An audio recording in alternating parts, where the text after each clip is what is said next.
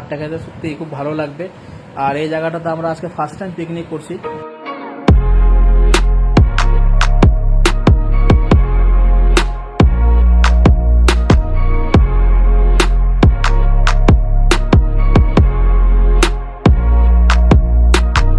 তো মাংস করার জন্য এখন কড়াইয়ে তেল দিয়ে দিলাম, আর এখন মাংসটাকে ভালো মতো ফ্রাই করা হবে। আর মাংসটাতে মশলা মাখানো হচ্ছে। আর যে ছেলেপেলে কখনো রান্না করে না বাড়িতে, সেই ছেলেপেলে আজকে দেখো রান্না করছে এখানে এসে।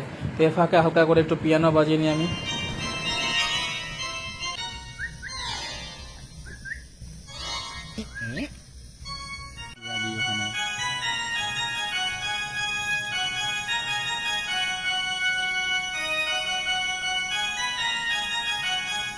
তো ফাইনালি মাংস পুরো আমাদের রেডি হয়ে গেল। এখন মিট মশলা উপর থেকে দেওয়া হচ্ছে, থালাগুলো সম্পূর্ণ সবাইকে দেওয়া হয়ে গেছে, পাতাগুলো।